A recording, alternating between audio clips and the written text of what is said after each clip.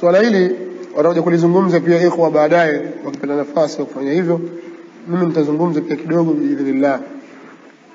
Kuna baadhi ya vitu natakana sisi tujifundishe, tujue sunna ni kitu gani na ada ni kitu gani.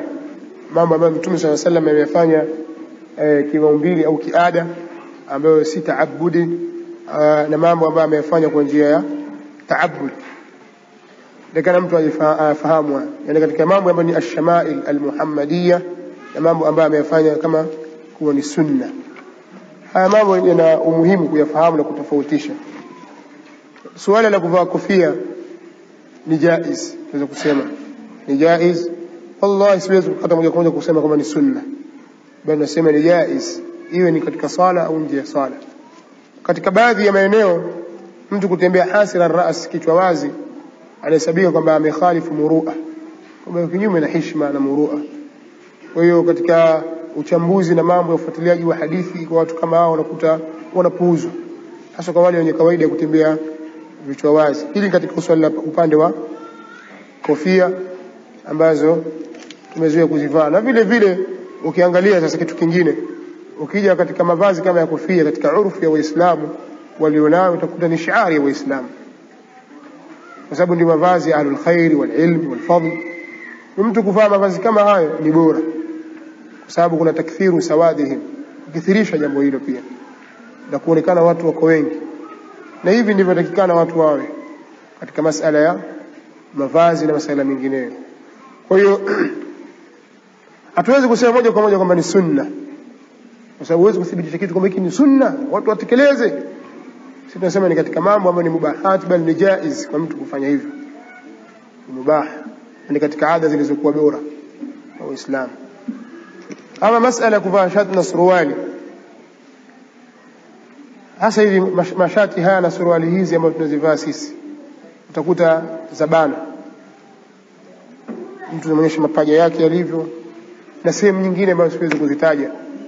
Utakuta mtu amevaa amechomekea vizuri, lakini katika mazingira kama hayo kusema ukweli si sahihi. Na wengine wanafanya ujasiri mpaka anakuja kuswali katika mazingira hayo, suruali imembana, inaonyesha tafasili ya mwili wake, yani ule mikato ya mwili wake ulivyo, sio sawa sawa, si sahihi.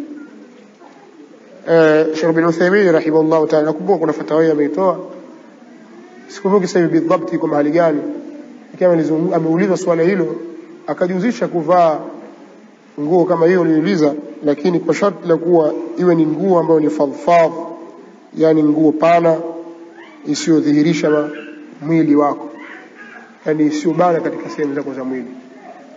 Bila shaka suruali tunazovaa sisi ndivyo ziko hivyo, yani ziko katika tofauti na hivi anavyoeleza bin Uthaymeen rahimahullah.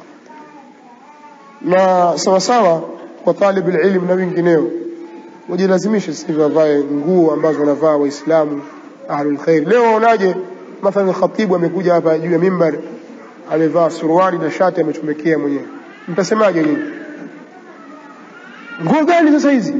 Atujia kiuni hapa na kati wewe mwenyewe na suruali, kiuni vipi sasa? Inaonyesha kwamba ni nguo zisizopendeza. Siku hiyo khatibu amekuja na suti yake safi kabisa, kenda kuchukua jana tuko kwenye showroom, kaingia akachukua suti yake safi kabisa, kuja hapa amepanda juu ya mimbar, assalamu alaykum, atoa khutba au atusalisha hapa na suti zake. Wewe unaonaje mazingira kama haya? Sasa sio kuona kwa imamu tu au kwa khatibu ndivyo inatakikana watu wawe katika khairi kama hivyo. Mwingine asingizia sasa kanzu bwana zachafuka haraka, nunua kanzu nyeusi. Kama udongo mwekundu nunua kanzu nyekundu. Mbona hizo nguo unazivaa wewe hazina rangi? Suruali yako haina rangi. Ina rangi. Kwa hiyo tukithirisheni kuvaa mavazi ni mavazi ya khairi. Ni mavazi ya khairi, kwa sababu suruali tunayovaa sisi vitutisha, havilingani na sisi.